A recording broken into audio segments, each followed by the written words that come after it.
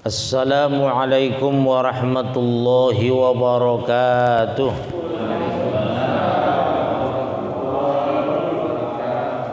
Alhamdulillahilladzi khalaqal mawjudat min zulmatil adami binuril ijad wa ja'alaha dalilan ala wahdaniyatihi lidzawil basairi ila yaumil ma'ad.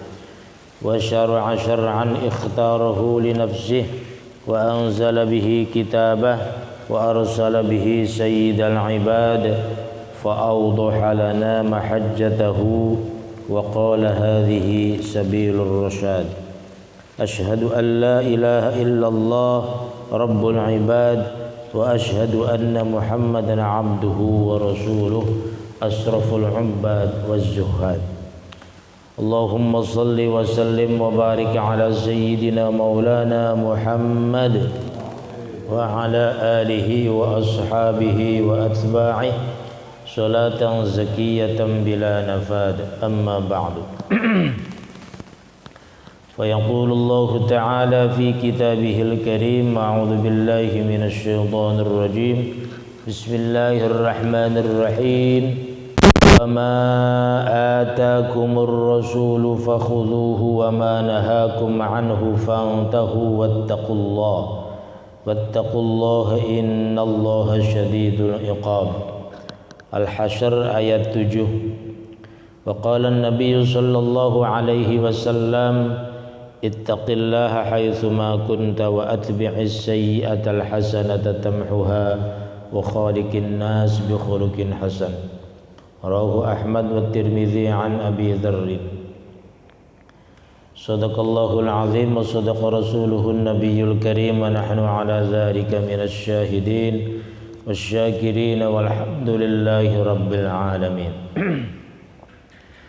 Jamaah sekalian yang dirahmati Allah Subhanahu wa taala, wabil khusus seluruh pengurus DKM Masjid Al-Muhajirin, para orang tua, para sesepuh, bini sepuh, tokoh masyarakat, para bapak hadirin rahimakumullah.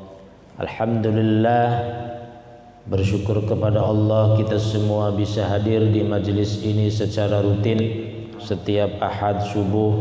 Mudah-mudahan Allah berikan kecukupan rizki, Allah berikan kesehatan kepada kita semua, Allah berikan keberkahan dan rahmatnya. Amin ya rabbal alamin. Salawat dan salam senantiasa kita haturkan kepada junjungan Rasulullah Muhammad sallallahu alaihi wasallam, kepada para sahabatnya, keluarganya, umatnya sampai akhir zaman. Mudah-mudahan kita termasuk umat Nabi Muhammad sallallahu alaihi wasallam yang mendapatkan syafaatul uzma nanti di hari kiamat. Amin ya rabbal alamin. Jamaah sekalian rahmati Allah Subhanahu wa taala, melanjutkan pembahasan kita sebelumnya berkaitan tentang pelaksanaan salat. Kepentingan kita di dalam pelaksanaan sholat adalah, kalau kita fahami bersama, itu sudah tidak berkaitan dengan fasilitas. Fasilitas sekarang sudah luar biasa lengkapnya. Masjid sudah banyak, sudah bagus, sudah memenuhi syarat, sudah layak, sudah banyak musola, banyak masjid di mana-mana. Di rest area ketika kita sholat pun itu gampang untuk melaksanakannya, sehingga hampir saja qashar jamak di dalam sholat itu tidak usah dilaksanakan kalau itu bukan rukhsah dari Allah Subhanahu wa ta'ala. Artinya pelaksanaan sholat kita secara wajar, secara normal itu bisa dilaksanakan. Persoalan-persoalan fikih yang bersifat daruriyah, bersifat temporal, bersifat sesuatunya jarang terjadi, itu hampir saja nadir, sangat tidak ada, mungkin bisa jadi. Karena kita hidup di daerah yang mungkin normal kita bisa melaksanakan sholat. Maka dari itu yang terpenting di kita adalah untuk meningkatkan kualitas sholat kita, gitu. Kualitas sholat kita, bacaan kita diperbaiki, kekhusyuan kita. Demikian artinya karena kekhusyuan itu atau khusyuk itu, berusaha khusyuk itu wajib. Berusahanya itu wajib. Berupaya, berusaha supaya sholat kita menjadi khusyuk itu sebuah kewajiban bagi kita. Karena kita mendapat jaminan qad aflahal mu'minun alladzina hum fi sholatihim khashi'un. Sungguh berbahagia orang-orang yang beriman yang sholatnya khusyuk. Artinya sholat khusyuk itu bagaimana? Ketika berjamaah misalnya, ya harus benar-benar kita ketika kita sholat berjamaah kita kira-kira mendatangkan kekhusyuan itu sendiri. Tempatnya bersih, itu sudah pasti. Yakin bahwa kita harus meyakini dengan benar-benar yakin bahwa tempat yang kita untuk melaksanakan sholat ini bersih, suci, sesuai dengan standar syariah, standar fikih, minimal standar fikih. Kalau standar tasawuf mungkin kita agak sulit gitu maksudnya. Karena di sana kita harus melihat, memahami ini keramiknya dari siapa, hasil korupsi apa tidak. Ini persoalan. Itu persoalan. Pakaian yang kita pakai dari mana? Dia bikin pabrik dari mana? Ini sudah jauh ke sana. Itu tasawuf wilayahnya. Yang penting secara fikih kita memakai bahwa pakaian kita apakah hasil pemberian atau hasil dari jerih payah kita sendiri kita beli untuk melaksanakan untuk pakaian untuk menutupi aurat, itu sudah standar fikih. Standar fikih itu cukup dengan kehalalan dan keharaman atau tidak di dalamnya, dan itu jelas. Kalau standar tasawuf itu sudah jauh dari itu gitu maksudnya. Mungkin kita orang awam sulit untuk mencapainya. Tapi tentunya dalam hal ini kita wajib untuk memperbaikinya ke depan. Maka dari itu satu saja standar fikih yang kita pakai adalah standar di dalam bacaan sholat kita. Itu perlu diperbaiki. Artinya kita harus berusaha semaksimal mungkin untuk memperbaiki bacaan Fatihah kita, untuk memperbaiki bacaan Al-Quran kita. Karena apabila kita dalam masa pembelajaran itu dimaaf oleh Allah Subhanahu wa ta'ala. Namun apabila kita tidak mau belajar, nah ini yang sulit. Salah satu yang tidak mau belajar adalah ketika diperbaiki dia tidak mau. Nah ini salah gitu maksudnya. Maka dari itu kita harus terus belajar memperbaiki diri kita masing-masing. Jadi kualitas sholat kita harus diperbaiki ketika berjamaah. Dan ini banyak hal-hal yang kadang dimakruhkan di dalam berjamaah atau dalam sholat kita. Salah satu hal yang makruh kemudian terjebak kepada sesuatu yang haram adalah ketika kita berjamaah kemudian imamnya melakukan kesalahan, kita tidak bisa memperbaiki, kemudian muncul dalam hati kita atau ungkapan kita tasa'ub namanya. Tasa'ub atau tas'ib itu mengeluh. Kayak model bacaan Quran imam misalnya salah atau bagaimana kemudian kita mengeluh. Nah itu batal itu. Satu imam menyatakan makruh, satu menyatakan batal. Lalu posisi imam seperti ini bagaimana? Posisi imam tentunya membuat orang lain menjadi ragu di dalam berjamaah. Nah ini yang sulit gitu maksudnya. Itu dia termasuk taksim. Taksim itu berdosa. Kitanya tas'ib, makmumnya, imamnya tas'im, yaitu berbuat dosa, kan gitu. Sa'mun atau ismun dosa. Artinya dia berbuat dosa karena membuat orang lain menjadi ragu di dalam sholat, sehingga kekhusyuannya terganggu. Dan ini seringkali terjadi pada kita gitu maksudnya. Seringkali pada diri kita. Ini bahaya gitu maksudnya. Apalagi posisinya sebagai imam. Ketika imam tentunya harus memperbaiki ya bacaannya, ya hafalannya. Dalam Al-Qur'an surah Al-Muzammil, faqra'u ma tayassara minal Qur'an, maka bacalah sesuatu yang mudah dari Al-Qur'an. Artinya yang kita bisa, nggak usah neko-neko, nggak usah gaya-gaya, itu maksudnya. Makanya para ulama zaman dulu tuh sudah memutuskan adanya juz amma, Pak. Juz amma yang 1 jilid itu cuma ada di Indonesia loh, Pak. Itu termasuk metode dakwah yang luar biasa dari para ulama zaman dulu.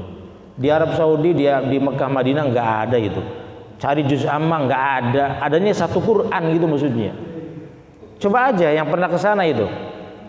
Saya cari juz amma nggak ada, adanya di Indonesia. Karena apa? Karena ini untuk standar fikih minimal gitu maksudnya. Standar fikih minimal yaitu ketika dibaca di dalam sholat. Dalam fikih itu dikatakan bahwa ketika sholat itu minimal membaca tiga ayat gitu maksudnya. Dan surah yang paling kecil, jumlahnya paling kecil ayatnya adalah tiga ayat. Silakan aja, inna a'tayna tiga ayat, idza jaa nasrullah tiga ayat An-Nasr. Itu kebanyakan 3 ayat dan itu memang standar minimal. Maka kita jangan ragu memakai itu, kadang merasa terhina gitu maksudnya. Bahkan ini yang jadi masalah, kadang para imam, para ustadz yang hafalannya banyak, membaca Qur'annya aneh-aneh, makmumnya juga tidak paham, ketika salah juga tidak bisa memperbaiki. Nah ini yang repot.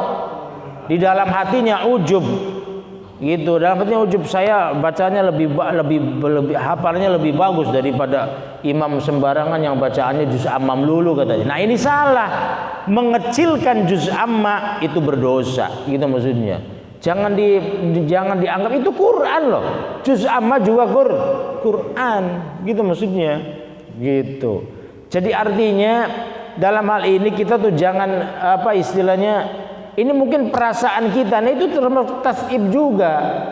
Merasa dirinya besar di antara imam yang lain, ini bahaya juga gitu maksudnya, begitu. Artinya di sini kita perlu keikhlasan di dalam beribadah. Ini yang maksud ikhlas tuh itu. Ikhlas karena Allah, tidak ingin dipuji, tidak ingin diunggulkan dan sebagainya. Makanya para ulama zaman dulu itu, ulama kita terutama ulama Indonesia itu memakai juz amma sebagai standar awal. Apabila kita mungkin mencapai 30 juz kesulitan, minimal juz amma. Untuk apa? Minimal bisa ngimami gitu maksudnya. Bisa memenuhi syarat standar fikih. Makanya nggak usah neko-neko lah. Nabi sendiri sering membaca Sabbihisma rabbikal a'la ketika Jumatan itu. Itu baca, nggak usah neko-neko panjang banget baca Quran, baca. Imam salah, makmumnya khawatir nggak bisa memperbaiki. Ini yang jadi masalah loh. Karena makmumnya kan belum tentu hafal kan gitu maksudnya. Kecuali makmum kita kan berkualitas. Ya jangan disamakan dengan Arab Saudi. Kalau Arab Saudi itu ada sekitar 10 orang atau 11 orang, itu makmum di belakang itu hafidz semua gitu maksudnya. Yang apabila imam salah itu bisa memperbaiki. Ya kalau kita kan siapa yang menanggung jawab itu? Ingat, imam itu bertanggung jawab terhadap bacaan makmum. Kalau imamnya saja salah, bagaimana bisa dia menanggung bacaan bacaan makmum? Kan ini repot itu maksudnya. Nah ini, maka dari itu kita harus sadar diri sebagai seorang ustadz, sebagai seorang kiai, sebagai seorang khotib, sebagai seorang dai, harus sadar diri lah, harus memperbaiki diri. Kemudian yang kedua, ketika membaca surah dalam Al-Qur'an, dalam sholat, itu rakaat pertama harus lebih tinggi, maksudnya urutannya lebih tinggi. Kan Al-Qur'an itu kan ada 114 surah gitu, 114 surah jumlahnya. Kita tuh harus berurutan. Harus urutannya yang pertama itu lebih tinggi. Jangan misalnya yang pertama surah Al-Imran, yang keduanya surah Al-Baqarah, kan salah ini. Urutannya Al-Baqarah dulu baru Al-Imran. Walaupun penggalan-penggalan aja yang kita ambil gitu maksudnya. Begitu juga urutan di dalam ayatnya harus berurutan gitu maksudnya. Jangan yang pertamanya walillahi ma fis samawati wal ardh sampai selesai kan gitu Al-Baqarah. Nah, nanti ayat rakaat berikutnya kita baca Allahu la ilaha illa huwa. Itu kan urutannya salah. Ayat kursi dulu baru lillahi ma fis samawati wa ma fil ardh kan begitu. Dan itu sudah diatur sedemikian rupa. Dan itu adanya di dalam tradisi Nabi gitu maksudnya. Di dalam Khazinatul Asrar itu ada tuh jadwal Nabi ketika membaca surah gitu maksudnya. Ketika sholat asar hari Ahad membacanya ini rutin gitu maksudnya begitu. Ya, ketika Jumatan itu rutin bacanya ini dan sebagainya. Ketika subuh Jumat bacanya rutin itu gitu. Itu ada gitu maksudnya. Artinya Nabi sering membaca itu. Kecuali dalam keadaan urgen yang mungkin ayat kadang-kadang tiba-tiba turun dalam ketika Nabi sholat langsung hafal itu beliau bacakan langsung. Nah gitu maksudnya. Itu yang seperti itu diatur sedemikian rupa di dalam urutan ketertiban di dalam membaca surah di dalam sholat gitu maksudnya. Apabila kita membolak-balikkan maka kita makruh. Ada di kalimatnya at-tangkis fi qiraatis surah wa nahwiha. Membolak-balikkan pembacaan surah setelah sholat dan semacamnya itu termasuk minal makruhatis sholat. Wa minha semakin daripada makruhatis sholat ayyaqra'a fi raq'atiz zaniyah suratan au ayatan fauqallati qara'aha fil ula. Membaca di dalam rakaat yang kedua itu surah atau ayat yang mana dia posisinya itu fauqallati qara'aha lebih tinggi dari yang dibaca fil ula pada rakaat yang pertama. Ka ayyaqra'a fi raq'atil ula suratul insyirah. Contohnya di sini seperti dia membaca pada rakaat yang pertama itu surah Al-Insyirah, alam nasrah laka sadrak. Wa fi tsaniyah dalam rakaat yang kedua ad-duha. Surah ad-duha. Urutannya kan ad-duha dulu baru alam nasrah gitu maksudnya. Kalau kita alam nasrah dulu kemudian rakaat keduanya ad-duha itu makruh itu maksudnya. Bagaimana kalau imamnya melakukan sebuah kemakruhan gitu maksudnya, makmum kan jadi ragu. Nah, membuat tasib keraguan kadang ada yang paham itu mengeluh kan gitu. Tapi tidak membatalkan sholat sih, tidak sampai membatalkan sholat gitu maksudnya. Maka kita harus tahu urutannya gitu maksudnya. Urutannya harus tahu gitu maksudnya. Itu dari kalau juz amma saja dari amma tasalun itu an-naba, terus an-nazi'at, terus al-mutaffifin. Terus urutannya harus hafal itu. Urutannya harus hafal. Minimal ya kita tahu lah. Kalau hafal semua mungkin kesulitan. Ya kita tahu urutannya yang biasa dibaca. Jangan kemudian rakaat pertama qul huwallahu ahad, rakaat keduanya qul ya ayyuhal kafirun. Itu kan enggak matching maksudnya. Qul ya ayyuhal kafirun dulu baru qulhu kan gitu maksudnya. Orang Imam Syafi'i sendiri yang istilahnya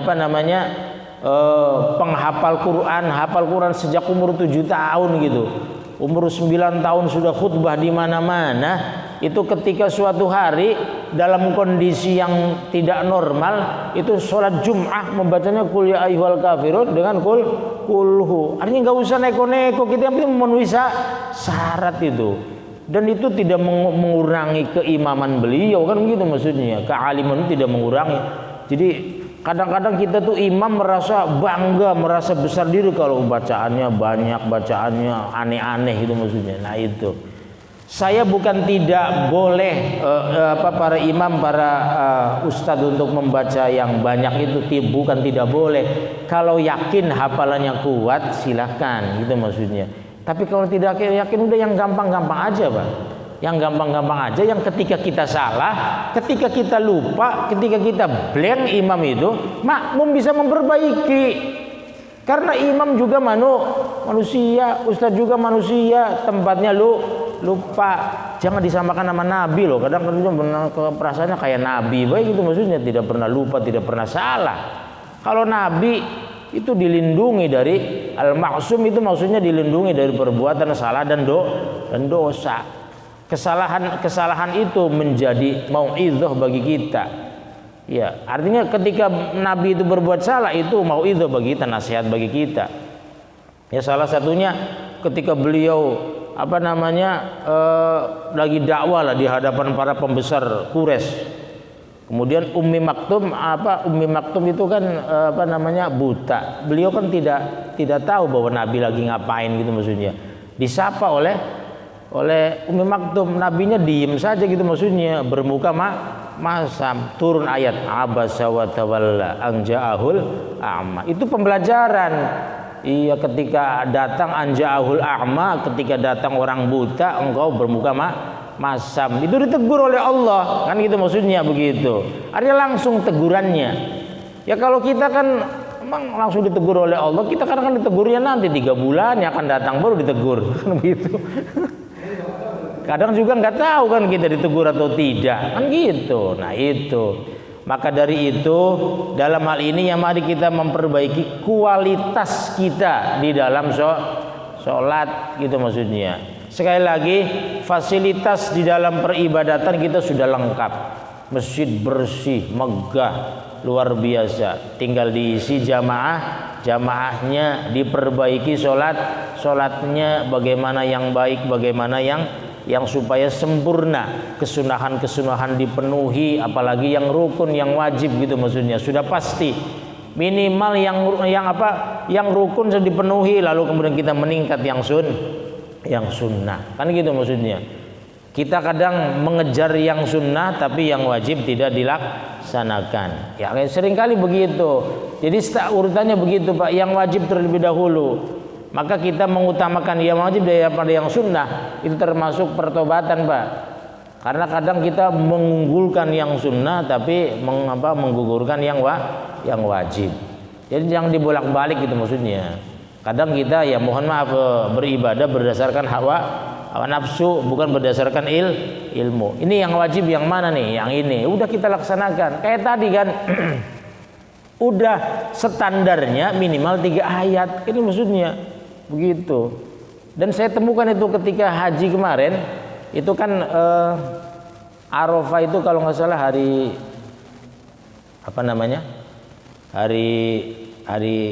Senin ya, waktu itu gitu, waktu 2018 hari Senin. Selasa itu kan Lebaran, Selasa tanggal 10-nya kalau di sana, kalau di sini katanya hari Minggu hari 2018. Nah itu kan selesai balang jumroh itu kan hari Jumat, kan hari Jumatnya kan balik ke Mekah tuh, maksudnya balik ke Masjidil Haram. Itu imamnya itu paham betul terhadap kondisi masyarakat yang habis melaksanakan ibadah balang jumroh. Capek kan mereka, kondisi capek. Ketika Jumat dan itu panas banget waktu itu, panasnya luar biasa gitu maksudnya. Itu imamnya tidak baca Qur'annya, tidak panjang-panjang, bacanya inna a'tainakal kautsar fasholli lirabbika wanhar inna syani'aka. Pertama Qur'annya kulhu gitu maksudnya. Ini luar biasa gitu. Sepanjang ini biasa kan bacanya panjang-panjang dulu gitu maksudnya. Ini bacanya itu. Jadi sesuai dengan kondisi, jangan dipaksakan gitu maksudnya, begitu. Kadang kita kan memaksakan diri, pengen saking dia lagi menghafal ayat itu sehingga dia diulang-ulang dalam sholat. Boleh, nggak apa-apa apabila itu sholat sunnah. Kalau kita menghadapi masyarakat ya harus dikondisikan, jangan dipaksakan. Apalagi kita hafalannya masih lemah kan gitu, bacaannya aja masih belepotan kan gitu maksudnya. Kadang menghafal yang aneh-aneh. Udah yang kita bisa saja, sekali lagi kita bisa saja. Al-Quran juga dalam tafsir itu dikatakan faqra'u ma tayassara minal Qur'an, ay fis shalah itu, maka bacalah sesuatu yang mudah dari Al-Quran ketika di dalam sholat. Jadi yang mudah saja yang kita bisa, jangan yang neko. Kalau kita hafal silakan gitu, misalnya penghafal Quran 10 juz, 20 juz, 30 juz, silakan. Dan itu yang diunggulkan, tapi syarat-syarat tadi yang minimal dilakukan, jangan dibolak-balik urutannya, minimal 3 ayat gitu maksudnya. Atau dalam Al-Qur'an itu satu ain lah. Satu ain itu sudah cukup, karena ain itu menunjukkan tema pembahasan, Pak. Kalau kita tahu tuh dalam tafsir itu ain itu menunjukkan tema pembahasannya tuntas. Dari ain satu ke ain berikutnya itu tuntas pembahasannya. Ain berikutnya sudah lain pembahasan. Jadi Al-Qur'an itu ada tema-temanya juga, itu maksudnya. Ya, dalam tafsir tematik gitu maksudnya ada itu mengatakan bahwa tafsir sekarang tafsir tematik, jadi berdasarkan tema-tema. Jadi tema yang terpenting dalam Al-Qur'an, dalam ayat itu apa dan berapa ayat gitu. Minimal 1 ain, dan yang 1 ain itu, yang 1 ayat itu cuma beberapa ayat gitu. Di antaranya ya surah Al-Baqarah yang itu yang panjang banget tuh, yang tentang hutang harus dicatat, itu 1 ayat tapi 1 lembar itu satu halaman itu, 1 halaman itu 1 ain, dilihat tuh 1 ain itu. Artinya bagi kita jangan memaksakan diri apabila tidak hafal. Dan di dalam sholat sunnah beda dengan sholat wajib. Kalau sholat sunnah kita boleh, Pak. Sholat sunnah kita melatih hafalan kita sambil sholat sunnah, boleh kita baca begini tuh boleh, sambil baca sambil sholat habis Fatihah ambil Qurannya. Kan biasanya itu ada tuh yang di masjid-masjid yang besar itu biasanya ada tempatnya, dan itu ditaruh di depannya gitu, kan begitu. Seperti at-taqwa gitu. Itu at-taqwa kalau sholat tarawih itu sampai mengundang, ya nyewa lah ibaratnya. Nyewa ustadznya 3 gitu, yang hafal Quran, jadi 10 hari pertama 10 juz, 10 hari kedua 20 juz, 10 hari ketiga itu 30 juz, imamnya ganti gitu 3 orang gitu maksudnya. Saya pernah itu, karena saya pernah tinggal di daerah Kampung Irian, itu hampir apabila tidak ada undangan keluar itu saya sholatnya di situ di at-taqwa. Itu luar biasa, Pak. Dan di situ kalau sholat sunnah itu kan bisa makmum di belakangnya kan juga membawa Quran gitu maksudnya. Jadi apabila salah imam ya diperbaiki. Tapi kalau sholat wajib itu tidak boleh, Pak. Misalnya kita membawa Quran begini itu tidak boleh. Lebih baiknya kita hafal aja udah gitu maksudnya. Apalagi sholat Jum'ah gitu maksudnya begitu. Artinya memang harus khusyuk bener-bener kan begitu.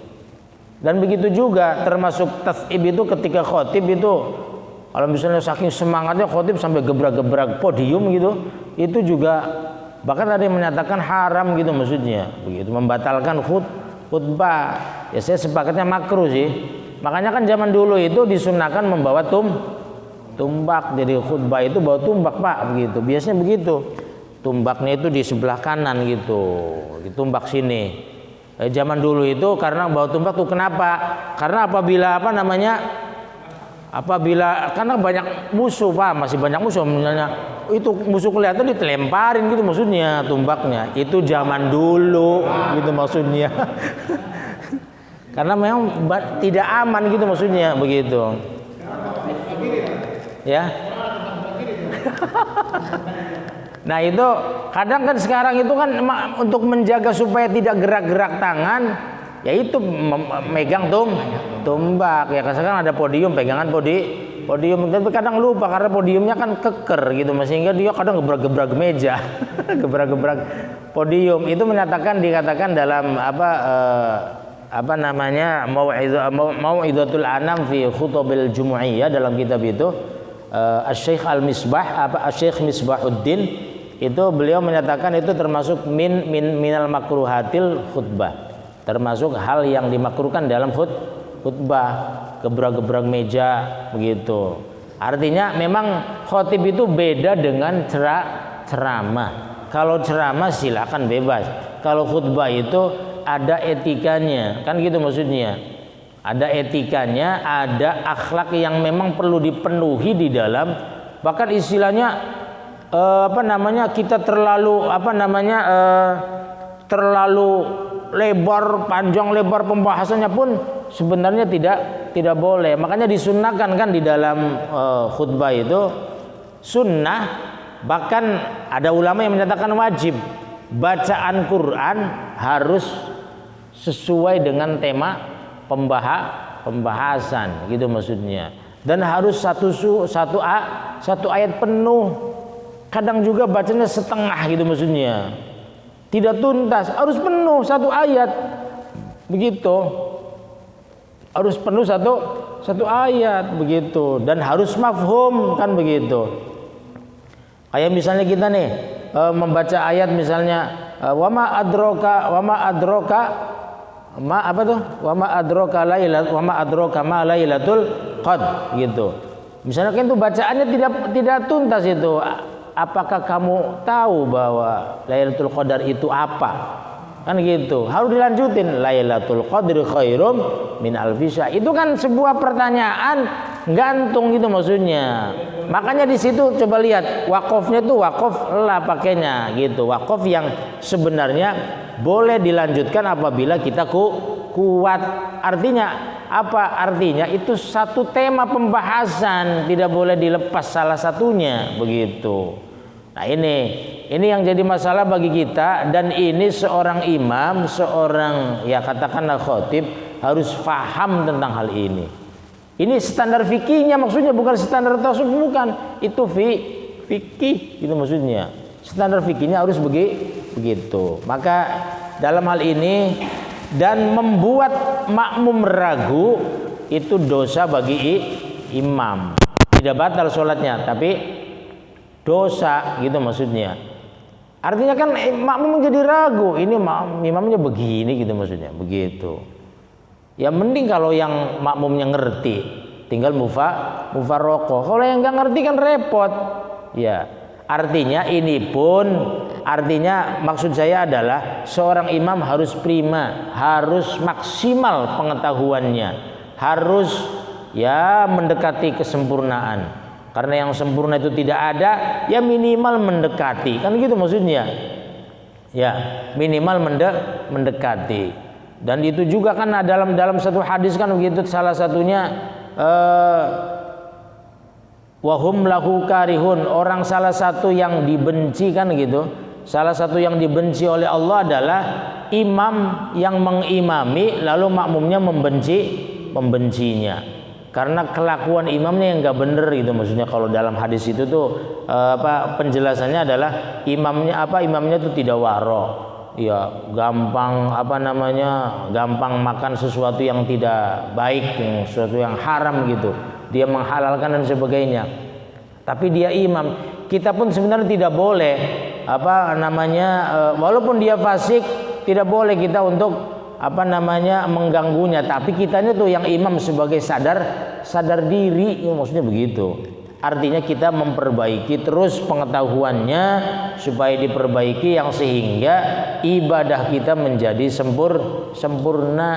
Kalau sempurna maksimal tidak bisa, ya kita berusaha dalam kesempurnaan gitu. Ada pertanyaan? Ya gimana?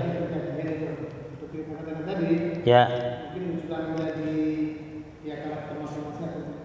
Karena sholat harusnya kan imamnya itu diem, bukan yang gerak-gerak, yang begini imamnya, kan? Kita di belakangnya kalau begini, mungkin yang mungkin tangan, mungkin apa? Ya. Itu bisa juga dihentikannya setiap sholat kalau begitu. Nah, apakah ini tadi mengganggu kita? Ya. Itu bagaimana ceritanya tadi? Ya sebenarnya sih memang seharusnya imam itu ya tidak hanya imam, semuanya sih orang sholat ya tidak boleh melakukan gerakan-gerakan yang tidak harus dilakukan kan gitu maksudnya. Ini di sini bahkan nih taghmidul ainain. Taghmidul ain itu memelototkan mata. Itu memelototkan mata begini saja itu termasuk gerakan yang tidak bagus. Raf'ul basar, mengangkat penglihatan, kita mendongak begini juga termasuk itu minal makruhatis. Iya, wa raf'ul basar ila sama fis shalah, mengangkat penglihatan ke langit, maksudnya mendongak gitu maksudnya begitu. Di dalam sholat itu termasuk yang makruh di dalam sholat. Kemudian di sini sadlur rida 'alal katfi wa nahwi, memindahkan selendang atau sorban ya kalau bahasa ini. Rida itu selendang tapi ya maksudnya sorban dari atas ke bawah itu termasuk min makruhatis sholah gitu maksudnya. Jadi istilahnya memang kalau kita lihat sih memang harus sempurna ya diem aja gitu maksudnya. Apalagi gerak-gerak yang bagaimana yang tidak harus dilakukan kemudian dia lakukan itu termasuk min makruhatis sholah gitu maksudnya. Termasuk kecuali kopiah yang istilahnya menutupi jidat. Karena sholat itu jidatnya harus nempel ya. Yang wajib nempel ke lantai itu, ke tempat sujud itu diantaranya ini. Dan itu mutlak itu. Ya dalam hadis Nabi itu mutlak itu dalamnya. Dalam pendapat para imam juga mutlak itu.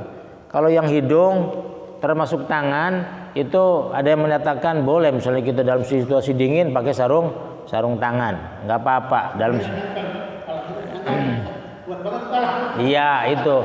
Memang harus nah itu apabila ini misalnya ini mengganggu nih misalnya nih ya kita wajib ini ya mengangkatnya.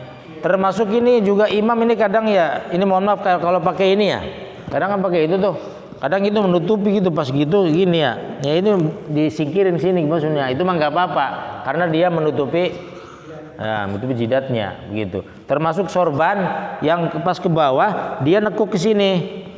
Nah, pakaian kita yang dipakai sama kita kemudian menutupi tempat sujud, ketika kita bergerak dia ikut bergerak maka harus singkirkan. Ya kecuali sajadah kan tidak. Ketika kita bergerak kan dia tidak bergerak.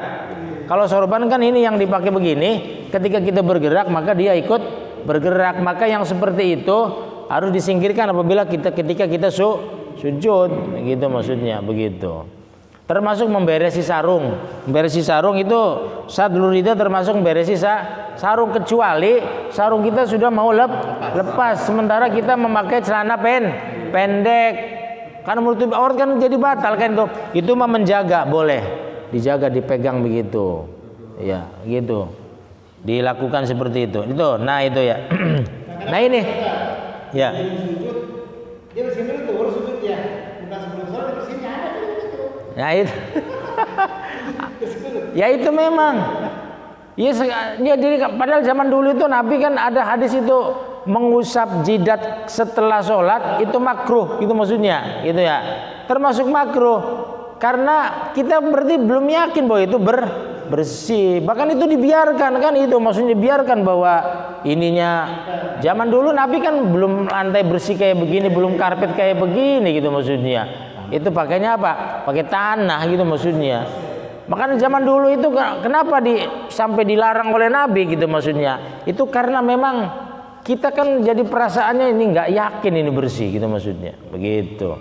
Nah ini tadi yang raf'ul musalli thawbahu, mengangkat orang yang sholat pakaiannya min khalfihi dari belakang au qaddami atau dari depan ke belakang atau belakang ke depan wa huwa yusolli dan dia dalam keadaan sholat itu minal makruhatis sholat. Termasuk syaddus sya'ri alam akhir ra'si inda dukhul fi sholat au ba'dah. Itu maka disunnahkan dalam hal ini kita mengikat rambut sebaik-baiknya, rambutnya panjang maksudnya, ditaruh di belakang, ya muakhir ra'si itu di ujung belakang gitu, ketika memulai sholat. Tapi pas sholat kemudian lepas dan mengganggu sujud, maka dia boleh untuk pas sujud diangkat ininya, gitu maksudnya. Tapi kalau misalnya dalam sholat itu misalnya dia memberesi rambut gitu misalnya, ya kadang-kadang kita padahal tidak ada apa-apa gitu maksudnya kan gitu refleks begitu. Nah itu termasuk minal makruhatis sholat, termasuk min makruhatis sholat ya hal-hal yang dimakruhkan, tidak sampai membatalkan sih, tapi kalau misalnya disengajakan itu bisa jadi batal Pak. Itu kan gerakan-gerakan yang banyak jadinya. Gerakan yang banyak itu ya salah satunya tadi menggerak-gerakkan sesuatu ya kadang bagaimana gitu, termasuk goyang, termasuk yang istilahnya ketika kita pindah juga ada ilmunya Pak. Ketika kita pindah sholat nih kita Allahu Akbar terus kita mau pindah ke depan itu harus bertahap Pak gitu maksudnya. Kita baca Fatihah terus Anda ketika mau ruku pindah tuh, seret 1, 2. Itu udah 2 ini. Kalau 3 kita batal loh. Kadang kita ngitungnya kan begini, 1, 2, 3. Udah berapa kali itu. Jadi gerakan nih 1, 2 tidak batal itu. Karena dalam kondisi misalnya kita ya pindah ngerapatin sap gitu atau masukin sap yang kosong gitu maksudnya. Ya kalau sekarang kan tidak boleh rapat. Ya kalau dalam norma kan rapat tuh. Atau kita misalnya depan kosong, misalnya kita maju ke depan kan. Ini kita ngitungnya nih. Pas mau ruku nih, pas ruku jalan 2 kan, ruku. Pas i'tidal jalan lagi baru gitu maksudnya begitu. Jangan jalannya langsung gitu maksudnya, itu batal. Gitu maksudnya, gitu. Jadi pindah dari satu rukun ke rukun yang lain, yang penting tidak lebih dari 3 gerakan. Itu bukan termasuk yang bukan termasuk yang al-amalul katsir, bukan termasuk yang perbuatan yang banyak di dalam sholat. Nah itu ya. Katanya kalau garuk-garuk lebih dari 3 batal. Nah, garuk-garuk cara ilmunya supaya tidak termasuk lebih dari 3, itu caranya begini. Misalnya kita gatal di sini, tempelin tangannya, garuk-garuknya begini. Kalau begini itu boleh berkali-kali juga. Yang nggak boleh itu garuk-garuknya begini. Nah itu yang nggak boleh. Nah itu gerak-gerak. Jadi yang ini jadi ada a'dha'ul a'dha'. Ini ada yang bagian juz'ul a'dha', ada yang udwun, ada yang a'dha'. Jadi ada yang anggota badan, ada yang bagian dari anggota badan. Kalau ini jari jemari termasuk bagian daripada tangan, gitu maksudnya. Bagian dari anggota badan berupa tangan, begitu. Kalau kedip-kedip sih boleh enggak, gitu maksudnya. Kalau kedip-kedipnya berkali-kali ya tadi termasuk taghmidul ainain, gitu maksudnya. Nah, melotot, kecuali misalnya kita kelilipan atau bagaimana yang nggak apa-apa, gitu maksudnya. Gerak-gerakan jadi gini-gini gitu nggak apa-apa. Nah, benerin sajadah gitu. Oh, sambil benerin sajadah. Karena nggak lurus gitu. Iya nggak apa-apa itu mah. Nggak. Kan itu sambil bergerak kan gitu maksudnya. Begitu. Iya. Jadi ngirus-ngirus. Iya pas lagi berdiri kita ngelurusin sajadah. Nah itu yang nggak boleh. Itu maksudnya ngurusin nanti pas mau sujud gitu maksudnya. Misalnya kita lagi sholat nih, Allahu Akbar, di sajadah mengo ini misalnya diberesin. Nah itu yang nggak boleh Pak. Itu. Ya, kalau sambil sujud nggak apa-apa. Jadi dihitungnya dia lagi sujud hitungannya begitu kira-kira. Dan ini sebenarnya hal-hal yang ya sepele tapi membuat kita menjadi ragu kan. Nah itu maka ya tadi ya minimal kita maksimal lah pengetahuan tentang hal itu. Termasuk di sini isyarah fis shalah itu termasuk min makruhatis shalah gitu. Isyarah fis shalah kayak model kita lagi sholat nih, sholat sunnah terus ada makmum yang di belakang ikut makmum ke kita, tangannya begini, nggak usah kata batal itu ngomong sholat kok. Jadi jangan ngomong sama kita, udah biarin aja gitu maksudnya.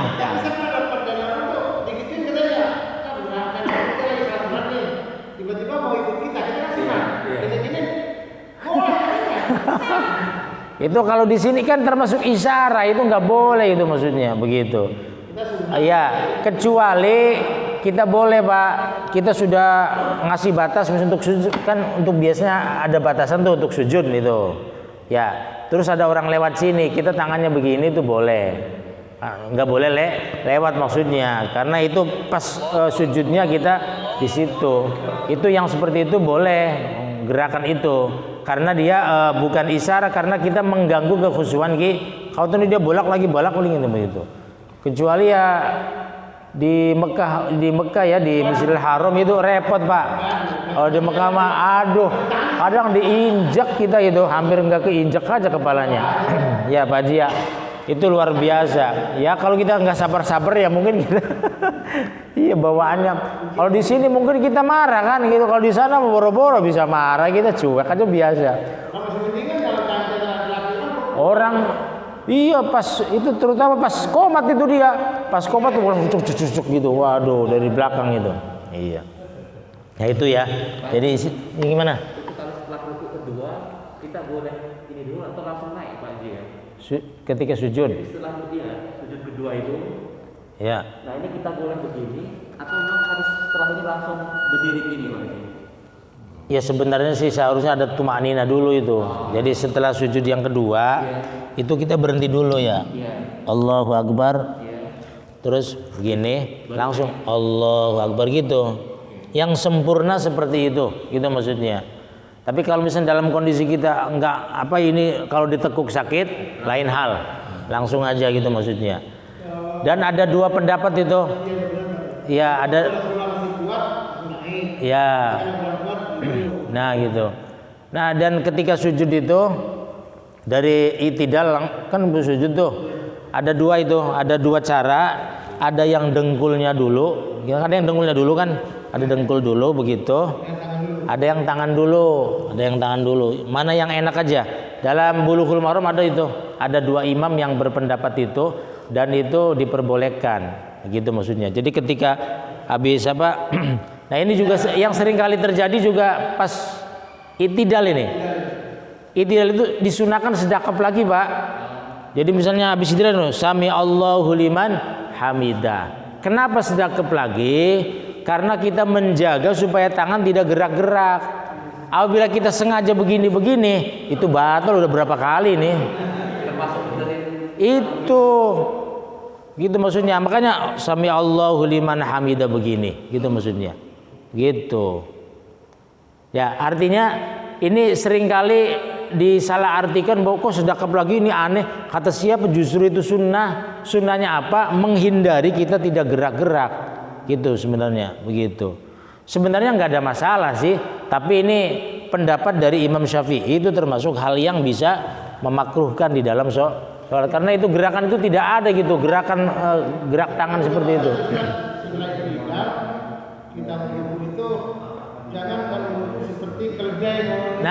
Nah ini keledai itu kalau sujud itu begini Pak. Nah ini begini ya. Nah ini yang nggak boleh seperti anjing atau keledai itu seperti itu. Jadi ininya sikunya ya berbeda antara perempuan dan laki-laki. Apabila laki-laki sunnah untuk direnggangkan, gitu maksudnya. Kalau perempuan sunnahnya begini tuh. Tapi tetap siku ini tidak nempel di lantai. Jadi mohon maaf menutupi dadanya gitu, begitu supaya tidak ngelampreh ke bawah, gitu maksudnya.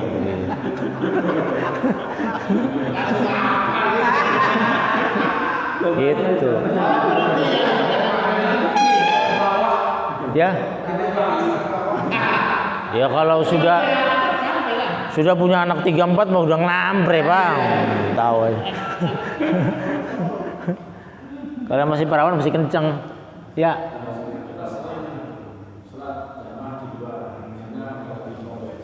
Oh iya.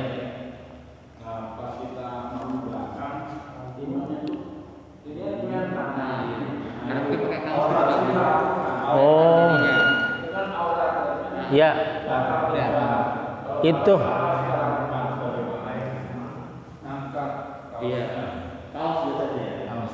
Kaosnya pendek ya, sehingga ininya kelihatan ya. Itu batal Pak. Batal sholatnya. Posisi kita makmum, kita mufaroqah. Pisah dari dia, gitu maksudnya. Jangan makmum sama dia. Maksudnya dalam hati saja kita mufaroqah. Nah, kalau mufaroqah itu gerakannya boleh masih bareng dengan imam, boleh kita sendiri, gitu maksudnya. Ada dua pendapat. Termasuk apabila Jumatan juga sama, batalnya imam dan kita tahu bahwa imam batal misalnya, ya kita wajib mufaroqah gitu maksudnya, wajib misah gitu maksudnya. Gitu. Jadi kita misah sebagai makmum dari dia gitu maksudnya. Kita boleh gerakan yang ngikutin dia, boleh juga kita sendiri. Untuk menjaga persatuan ya lebih baik ngikuti aja, nggak ada masalah gitu maksudnya. Gitu. Jadi kalau dalam kondisi yang tadi itu sebenarnya itu benar-benar banyak sekali itu. Ya saya akui anak eman itu saya peringati sering kali itu, apalagi kadang perempuan ya. Perempuan itu makanya ada pendapat, saya pernah ikut musyawarah di pondok-pondok pesantren itu menyatakan sebagian makruh, pendapatnya para ulama waktu itu mendapat makruh mukena yang potongan. Jadi potongan atas dengan potongan bawah beda. Kecuali dia sudah berpakaian lengkap, gitu maksudnya. Karena ada yang pakaian itu mohon maaf pakai dalamnya aja gitu maksudnya, pakai BH doang atau pakai singlet gitu maksudnya, yang istilahnya kaosnya pendek, ininya pakai celana pendek atau pakai rok pendek, pas sujud itu keangkat ininya kan apa namanya, mukenanya keangkat juga gitu ke atas ketika sujud Pak, itu batal gitu maksudnya. Dan itu yang dicari sama Pak Haji kan begitu. Musim hujan lagi.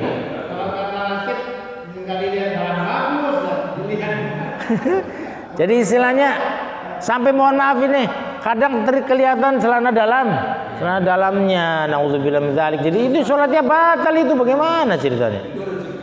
Ya betul, itu rezeki. Jadi sholatnya batal itu. Ya saya sering kali memperingati anak-anak man itu yang kebetulan pakaiannya dia walaupun pakai rok, pakai ini, dia pakai bajunya kadang pendek, tidak pakai kaos dalam. Pas begitu sholat dia keangkat, kelihatan kulitnya gitu maksudnya. Kata saya tol, kamu batal sholatnya, dulangi lagi, pakai gitu maksudnya. Batal itu, memang harus diperingati gitu istilahnya. Memang ini apa namanya, perlu pendidikan, perlu tarbiyah yang terus menerus lah kepada masyarakat supaya paham. Makanya saya lebih setujunya mukena zaman dulu itu yang langsungan, shred gitu maksudnya, itu lebih bagus. Artinya kalau mukena yang zaman sekarang yang potongan itu boleh dipakai kalau kita pakai lengkap, kayak pakai gamis, kerudung panjang misalnya gitu, kerudung sampai lutut, jilbab ya, itu sudah memenuhi syarat. Nggak pakai mukena yang juga nggak apa-apa, karena dia sudah menutupi aurat secara lengkap gitu maksudnya. Nah, makanya lebih baik ya tadi kalau misalnya pakai potongan yang seperti itu ya yang panjangan dikit ya. Atau yang kainnya itu jangan terlalu tipis, kain yang tebal gitu maksudnya. Kadang kain yang transparan, udah kena angin juga dia terbang itu maksudnya begitu. Ya ini dalam rangka kita memperbaiki kualitas ibadah kita. Kita niat seperti itu, insya Allah diperbaiki, diterima amal ibadah kita oleh Allah Subhanahu wa Ta'ala. Demikian beberapa hal yang bisa disampaikan, kurang lebihnya mohon maaf. Usikum wa nafsi bitaqwallah wal 'afwu minkum wa ufawwidu amri ilallah. Subhanakallahumma wa bihamdika asyhadu an la ilaha illa anta astaghfiruka wa atubu ilaik. Assalamualaikum warahmatullahi wabarakatuh.